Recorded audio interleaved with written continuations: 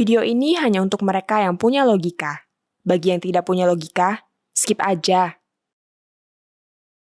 Denny Indrayana mungkin sedang pansos alias panjat sosial. Dia nampaknya merasa dirinya sudah tidak lagi populer.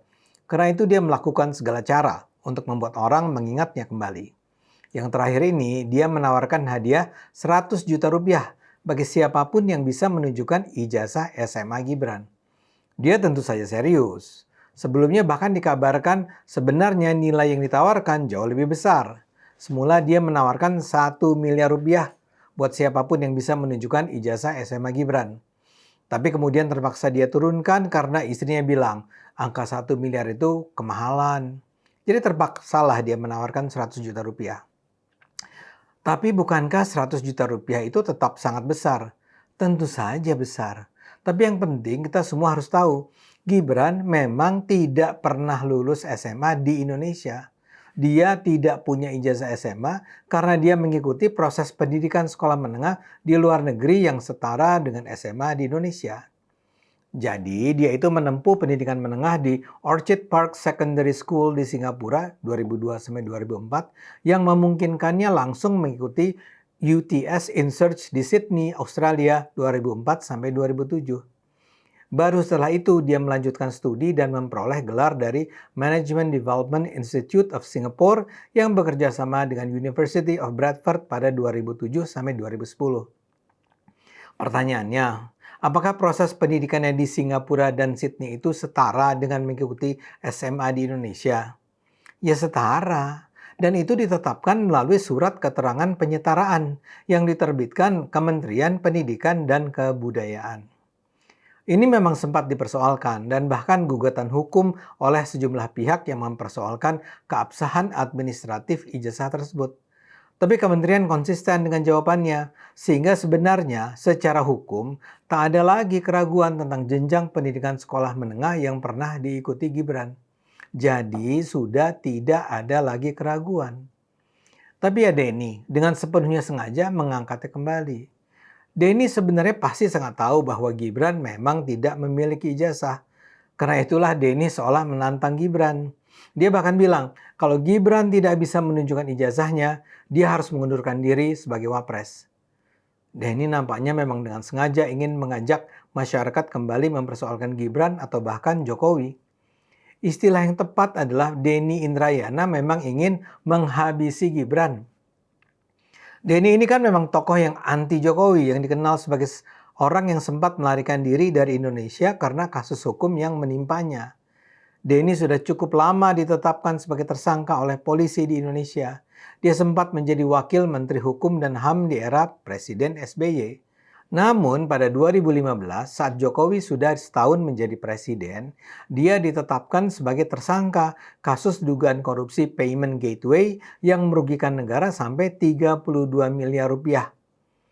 Kasus ini nampak ironis sebenarnya karena pada 2014, Denny baru saja memperoleh penghargaan Mahaputra Utama untuk perjuangannya melawan korupsi. Hingga kini statusnya masih menggantung dan kasusnya tidak pernah naik ke persidangan. Banyak pihak memberi argumen mengapa Denny tidak sampai disidangkan. Tapi salah satu penjelasan adalah dia memang tidak berada di Indonesia. Pada 2016, dia mulai pindah ke Australia untuk menjadi dosen di University of Melbourne. Bagi sebagian orang, dia dianggap melarikan diri. Ya seperti dulu Rizik Syihab dianggap melarikan diri ke Saudi. Namun sekarang Denny mungkin melihat kondisi Indonesia sudah berubah. Karena itulah dia kembali untuk beroperasi sebagai politisi yang akan menggempur kubu Jokowi. Dia menghidupkan kembali kanal Denny Indrayana di YouTube.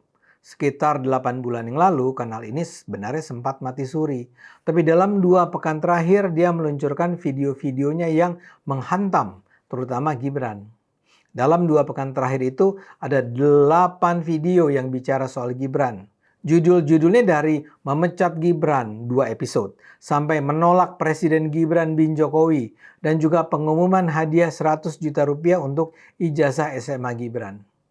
Dia mulai dari putusan MK 90 yang disebutnya putusan Paman Usman untuk ponakan Gibran, lengkap dengan tuduhan pelanggaran etika berat.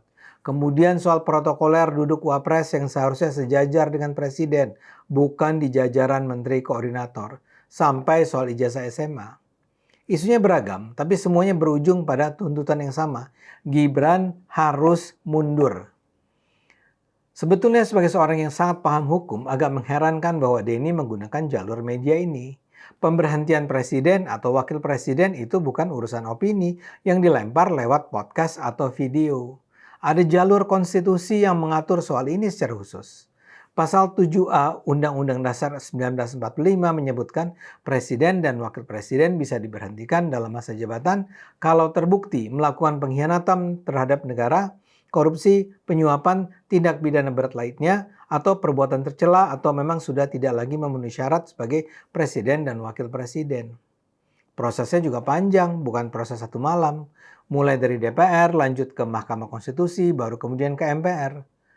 Tuduhan soal posisi duduk di acara protokoler atau dugaan ketiadaan ijazah SMA yang sebenarnya sudah diklarifikasi kementerian itu pasti jauh dari kategori pelanggaran hukum berat yang dimaksud dalam pasal tersebut. Jadi ketika seseorang menuntut wapres mundur berdasarkan alasan-alasan semacam itu bukan sekedar opini yang lemah secara argumentasi. Kalau standar pemberhentian pejabat negara bisa diturunkan sampai level tuduhan lewat podcast, siapapun bisa jadi sasaran berikutnya, bukan cuma Gibran. Di sisi lain, kalau memang ada bukti kuat soal pelanggaran, kenapa jalur utama yang dipakai adalah konten media sosial, bukan gugatan resmi ke lembaga yang berwenang menanganinya. Video memang lebih cepat menyebar dan viral dibandingkan proses persidangan yang panjang. Surat terbuka juga lebih gampang dikutip oleh media dibandingkan dokumen gugatan hukum yang tebal dan teknis. Tapi itu semua cara penyampaian, bukan bukti kekuatan argumen. Sekarang pertanyaannya bisa dikembalikan ke publik yang menonton. Dengan begitu saya rasa Denny memang tidak serius sedang ingin memberhentikan Gibran. Kalau begitu, kenapa dia nampak begitu agresif menyerang? Tadi di awal saya katakan dia sedang pansos. Tapi nampaknya sekedar naik jenjang popularitas bukanlah sebuah tujuan akhir. Denny sebenarnya memang punya hak penuh untuk menyuarakan pendapat. Setiap warga negara, termasuk mantan politisi sekalipun, tetap punya hak untuk bersuara dan menyampaikan pendapat. Itu bagian dari demokrasi, tidak perlu diperdebatkan lagi. Tapi Denny kan bukan warga biasa. Dia adalah seorang ahli yang seharusnya mengajukan argumen yang sehat. Kritik yang sehat biasanya berdiri di atas satu argumen yang konsisten, bukan berpindah-pindah alasan tiap minggu sambil berharap salah satunya mengena. Kritik yang kuat juga semestinya tidak memerlukan sayembara berhadiah untuk mencari legitimasi di mata publik. Cukup satu bukti yang sah disampaikan lewat jalur resmi yang memang tersedia.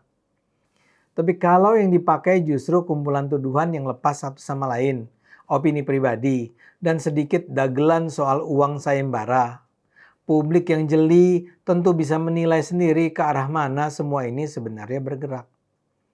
Kalau Denny terus-menerus mengklaim diri sebagai akademisi yang murni, netral, tanpa kepentingan apapun, riwayat politik sepadat itu wajar dipertanyakan publik. Ini bagian yang perlu jujur dipisahkan. Salah satu tafsiran yang mungkin, dia sendiri memang pernah menyinggung kemungkinan dituduh sedang membangun panggung menjelang 2029. Itu disebutkan sendiri di dalam videonya. Riwayat perjalanan politiknya juga bukan rahasia. Dia pernah maju sebagai calon gubernur didukung oleh Partai Gerindra dan Partai Demokrat. Pernah juga maju sebagai calon legislatif tahun 2024 lewat Partai Demokrat. Dia pernah menjadi wakil menteri di saat SBY yang juga dari Partai Demokrat memimpin negara. Jadi apakah kalau begitu apa yang dilakukan Denny ini terkait dengan pertarungan 2029?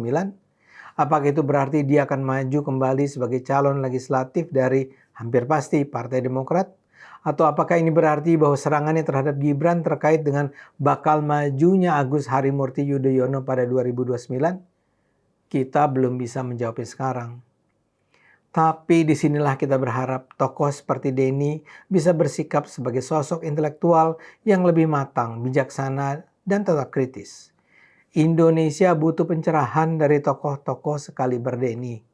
Karena itu kita layak berharap Denny tidak lagi sekedar pansos atau menumpahkan kemarahan pada musuh atau sekedar mengejar impian 2029. Mudah-mudahan Denny mau mengubah gayanya. Ayo gunakan akal sehat, karena hanya kalau kita gunakan akal sehat, Indonesia akan selamat.